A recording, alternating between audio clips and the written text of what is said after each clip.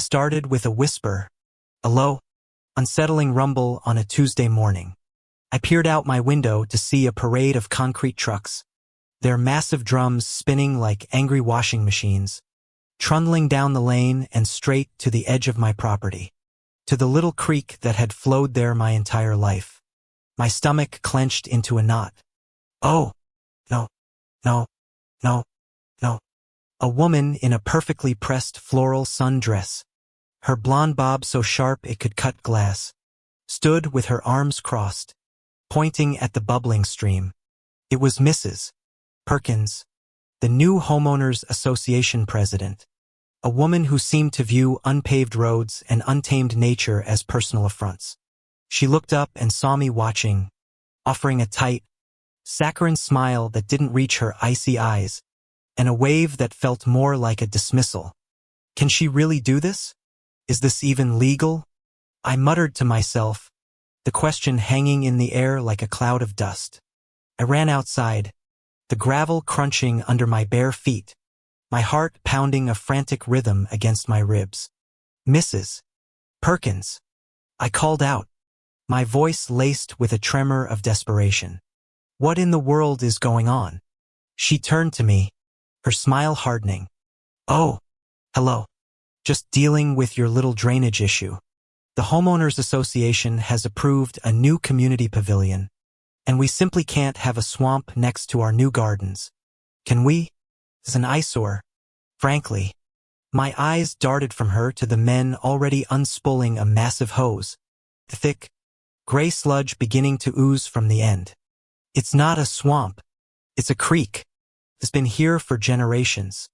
It's a living thing. I pleaded, my voice cracking. I could smell the sharp, chemical tang of the concrete now, a smell of finality that was choking me. I took a shaky breath. She just laughed, a dry, brittle sound like dead leaves crunching. It's just water, dear. We're giving it a proper home. The Homeowners Association wants a clean, pristine environment for all homeowners, and this little ditch doesn't meet our standards. I felt the blood rush to my head. My jaw tightened. The creek, the place where my dad and I used to catch crawfish, where I'd sat for hours just listening to the soft murmur of the water, was being buried alive. I watched the thick, soulless gray fill the spaces between the rocks, smothering the green moss and the tiny, frantic darting fish. The sound of the flow was replaced by the wet slosh of liquid rock. You can't do this. You'll ruin the ecosystem, I whispered, the words getting lost in the roar of the pump. She just shrugged. Progress, I suppose, she said, before turning her back on me to direct the workers. I stood there, helpless, watching the life drain from the land. A few days later, a shimmering, perfectly level concrete slab sat where the creek had been, a tombstone for a tiny ecosystem. Mrs. Perkins's new pavilion and garden plans were moving at full speed, with meticulously arranged flower beds and a pristine, freshly sodded lawn. It was a sterile, soulless beauty, utterly alien to the wild, imperfect land around it. A wave of sorrow and an unexpected sense of dread washed over me every time I looked at it. Seemed so wrong, so hubristic, to assume you could simply pave over nature and force it to submit. What if they've made a mistake? Terrible one? I couldn't shake the feeling that something had to give. A week passed without incident, and a new Homeowners Association memo arrived in my inbox, gloating about the successful drainage project and the groundbreaking for the new pavilion. Mrs. Perkins was having a garden party, a grand celebration of her vision and her victory. The sky was a perfect, cloudless blue, but that night, the weather turned. The air grew thick and heavy, smelling of ozone and wet earth. A low roll of thunder echoed in the distance, a sound that felt less like a storm and more like a warning. The rain started, soft at first, a gentle patter against the window pane. I laid in bed, listening to it, my mind replaying the image of the concrete slab. Oh, please, I whispered to the dark. Please, just and I couldn't finish the thought. I felt a surge of guilt, and yet a thrill of anticipation. By midnight, the soft patter had turned into a torrential downpour, a furious deluge that lasted for hours. Couldn't sleep. Sometime around 3 a.m., I heard a new sound, a different sound.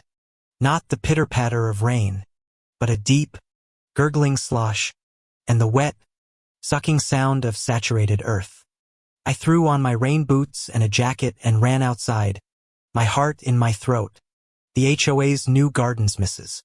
Perkins's glorious, manicured gardens were gone. In their place was a horrifying scene of watery chaos. The ground, now a muddy, liquefied bog, was pushing up water from below. The new lawn was submerged, the pristine sod floating in clumps. The water, unable to drain into the now concretized creek bed, was spreading everywhere, swallowing up the flowers and lapping at the very foundation of the half-built pavilion. The concrete slab she was so proud of was a dam, perfect, unyielding obstacle that had trapped all the water and forced it back onto her pristine new development.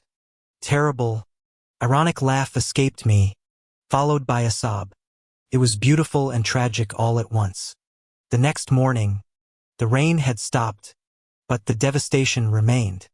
I stood on my porch, drinking my coffee, and watched Mrs.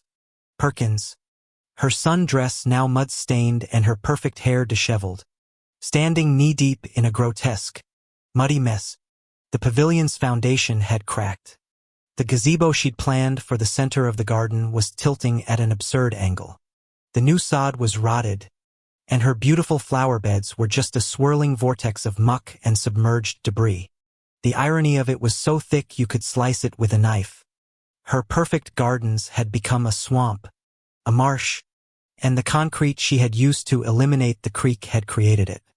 I watched as she stared at the wreckage of her ambition, her face a mask of furious, uncomprehending rage. She had wanted to control nature, to reshape it to her aesthetic whim, and in doing so, she had unleashed its true power. The creek was gone, but the spirit of the water remained, a vengeful, chaotic force that had reclaimed its space in the most fitting, delicious way. Her bitterness was the most beautiful thing I'd ever seen. The concrete slab remains to this day, an ugly gray scar on the landscape, a monument to a Karen's hubris and a timeless reminder that when you try to pave over a living thing, the earth always finds a way to remind you who's in charge.